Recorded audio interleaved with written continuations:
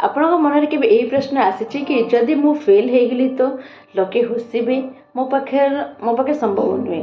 ସତ କଥା କହିବି, ଏହି ଭୟ ଦୁନିଆରେ ପ୍ରାୟ ପ୍ରତ୍ୟେକ ସଫଳ ଲୋକଙ୍କ ମଧ୍ୟ ଲାଗିଥିଲା। ତ କିନ୍ତୁ ତାଙ୍କ ଏବଂ ଆମ ମଧ୍ୟରେ ଫରକଟା କ'ଣ ଜାଣିଛନ୍ତି ଗାଇସ୍? ସେମାନେ ଭୟ ଥିଲେ ମଧ୍ୟ ଚେଷ୍ଟା କରୁଥିଲେ, ଠିକ୍ ଅଛି। କିନ୍ତୁ ଆମେ ମାନେ ଭୟରେ ଆମେ ରହିଯାଉଛେ, ଭୟ ଥାଇକି ମଧ୍ୟ ଆମେ ଚେଷ୍ଟା କରୁନେ। ଏଇଟା ହିଁ ତାଙ୍କ ଆମ ଭିତରେ ଫରକଟା। ଓକେ, ନମସ୍ତେ, ମୁଁ ଆଶା।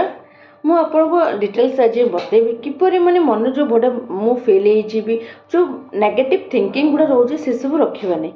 ତ କେମିତି କ'ଣ କରିବେ ଆପଣଙ୍କୁ ଡିଟେଲ୍ସ କହିଦେବି। ଓକେ, ଦେଖନ୍ତୁ, ଫେଲ୍ ହେବା ମାନେ ଆପଣ ଖରାପ ନୁହେଁ, ଫେଲ୍ ହେବା ମାନେ ଆପଣ ଚେଷ୍ଟା କରିଛନ୍ତି, ଠିକ୍ ଅଛି। ତ ସ୍କୁଲରେ ଯଦି ଫେଲ୍ ହୁଅନ୍ତି ବା ବିଜନେସ୍ରେ ଫେଲ୍ ହୁଅନ୍ତି, ଅନଲାଇନ୍ ୱାର୍କରେ ଫେଲ୍ ହୁଅନ୍ତି, ରିଲେସନସିପ୍ରେ ଫେଲ୍ ହୁଅନ୍ତି, ଏସବୁ କ'ଣ ଲାଇଫ୍ର ଗୋଟେ ପାର୍ଟ।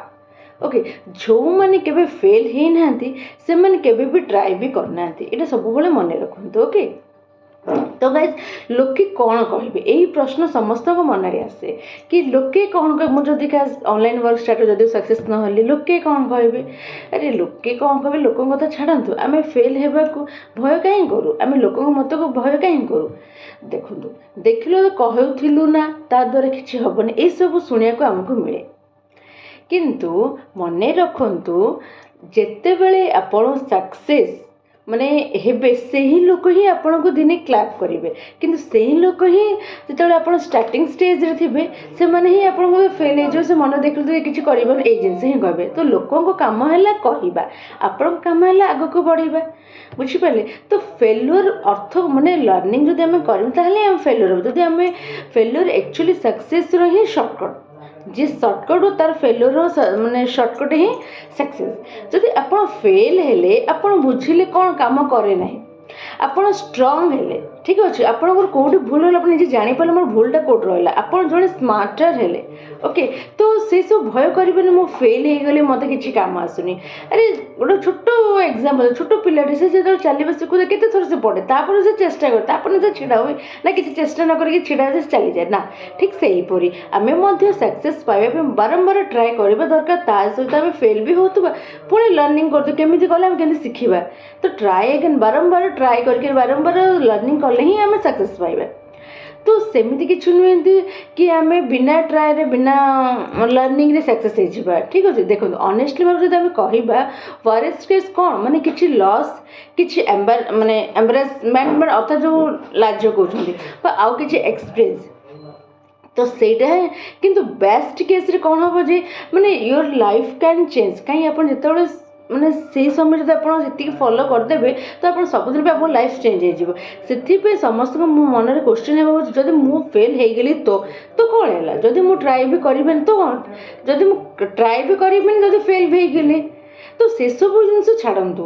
ମେନ୍ ହେଉଛି, ଆଉ ଦେଖନ୍ତୁ, ଗୋଟେ ହାଉସ୍ ୱାଇଫ୍, ଗୋଟେ ଗର୍ଲ, ସେମାନଙ୍କର କାମ କ'ଣ, ଘରେ ରହୁଛନ୍ତି, ଆମେ ଅନ୍ୟ ଉପରେ ଛୋଟ ମୋଟ ଜିନିଷକୁ ଡିପେଣ୍ଡ। କିନ୍ତୁ ଯଦି ଆପଣ ଗୋଟେ ହାଉସ୍ ୱାଇଫ୍ ତ ଆପଣ କ୍ୟାରିୟର ଷ୍ଟାର୍ଟ ଯଦି କରିବା ପାଇଁ ଚାହୁଁଛନ୍ତି, କାହିଁକି ଆମେ ଦେଖନ୍ତୁ, ଆମେ ତ ଘରେ ବି ମାନେ ସମ୍ଭାଳି ପାରୁଛୁ ନା, ତ ଆମର ମାନେ କ'ଣ ଅନଲାଇନ୍ ଇନକମ୍ ଷ୍ଟାର୍ଟ କରିବା ପାଇଁ ଚାହୁଁ, ଠିକ୍ ଅଛି। କିନ୍ତୁ ଆମେ ଘରେ ସବୁ କିଛି ଆମର ସ୍କିଲ୍ ରହିଛି ଆମ ପାଖରେ, ତ ମାନେ ନୁହେଁ ଯେ ଆମେ ଟୋଟାଲି ଫେଲୁଅର୍ ସବୁଥିରେ। ଫେଲ୍ ହେବାର ସବୁଠାରୁ ବଡ଼ କ'ଣ ଅବଷ୍ଟେକଲ୍। ଓକେ, ଦେନ୍ ଦେଖନ୍ତୁ, କିନ୍ତୁ ସବୁବେଳେ ଆପଣଙ୍କୁ ମନେ ରଖିବାକୁ ପଡ଼ିବ, ଆପଣ ଫେଲ୍ ହେଲେ ବି ଲାଇଫ୍ ଫିନିଶ୍ ହେବ ନାହିଁ, ସେଇଟା ଆପଣ ଶିଖିବାର ଗୋଟେ ମାଧ୍ୟମ। କିନ୍ତୁ ଟ୍ରାଏ ନ କଲେ ବି ରିଗ୍ରେଟ୍ ଲାଇଫ୍ ଟାଇମ୍ ପାଇଁ ଆପଣ ରହିବେ। ଥରେ ମୁଁ ଟ୍ରାଏ କରିଦେଇଥାନ୍ତି କି କାଳେ ଟ୍ରାଏ କଲେ କାଳେ ସକ୍ସେସ୍ ହେଇଯାନ୍ତା, ଆଉ କିଛି ବି କରିବେନି ତ ମାନେ କ'ଣ, ଲାଇଫ୍ଟା କିଛି ବି ମାନେ ହୁଏ ନାହିଁ। ଲାଇଫ୍ ଅର୍ଥ ଷ୍ଟ୍ରଗଲ୍ କରୁଥିବେ, ଫେଲ୍ ହେଉ, ତାପରେ ଆପଣ ସକ୍ସେସ୍ ହେଉଥିବେ, ବୁଝିପାରିଲେ। ସେଥିପାଇଁ ଆଜି ମୁଁ ଆପଣଙ୍କୁ ଗୋଟେ ଚ୍ୟାଲେଞ୍ଜ ଦେଉଛି କି ଆପଣ ମାନେ ମନରୁ ଫେୟାରଟାକୁ ଇଗ୍ନୋର କରନ୍ତୁ, ଡରଟାକୁ ବାହାର କରନ୍ତୁ, ଛୋଟ ଛୋଟ ଷ୍ଟେପ୍ ନିଅନ୍ତୁ। କି ମାନେ ଆଜି ହିଁ ଯଦି ଆପଣ ଆରମ୍ଭ କରିବେ ତାହେଲେ ଆଗକୁ ମାନେ ଗତକାଲି ବା ଆଗକୁ ଫ୍ୟୁଚର୍ ହିଁ ଆପଣ ବହୁତ ସକ୍ସେସ୍ ପାଇବେ। ଫେଲ୍ ହେବା ଟେମ୍ପୋରାରୀ, ଠିକ୍ ଅଛି, ରିଗ୍ରେଟ୍ ପରମାନେଣ୍ଟ। ଏବେ ଆପଣ ଫେଲ୍ ହେଉଥିବେ ମାନେ ସକ୍ସେସ୍ ପାଉଥିବେ, ଏମିତି ହିଁ ଚାଲିବ। ଏବେ ଯଦି ଆପଣ କିଛି ବି ଟ୍ରାଏ କରୁଥିବେ ଏନିଟା ସବୁଦିନ ପାଇଁ ରିଗ୍ରେଟ୍ ଫିଲ୍ କରିବେ।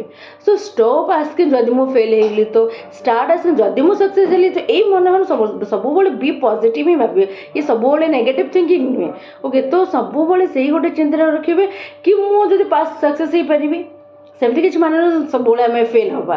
ତ ବିଲିଭ୍ ଇନ୍ ୟୋର୍ ସେଲ୍ଫ, ଆପଣ ପାରିବେ, कहीं पारे आम समस्ते लोक ये करें आम भी करें ये माने नु समस्ते करूना कि समस्ते फेलर्स आम भी फेलर्स ना तो समस्त सक्सेस हाँ शैली अलग समस्त सक्सेस हाँ मध्यम अलग कि कौन वे रे सक्सेस हो तो आमको आमर माइंड सेट रहा दरकार आम सक्सेस है माने बारंबार बारंबार आमको ट्राए करमी ये वेटा मुझे फेलर है तो नेक्स्ट वेटा कौन रहा मुझे फेलर है मोर कौट मिस्टेक रहीगला से सब जिन आमको शिखा पड़े जो पॉइंट आउट बाहर आम निजर मैंने कौन कहले कमिटा जोटा से बाहर करा पड़ो ताहले आप लाइफ निश्चय सक्सेस हो पारे तो गाइज जदि मो वीडियोटी भल लगी थाए आपण हेल्पफुल होता है कि वीडियो माध्यम आप किसी शिखिपारे जानीपारे तो मो वीडियो को लाइक शेयर सब्सक्राइब निश्चय करेंगे और गोटे मीठा कमेंट देवे जो थी कि आपण निज ऑनलाइन कैरियर को जब आरंभ करेंगे तो आराम से आरंभ करेंगे ओके रही नमस्ते।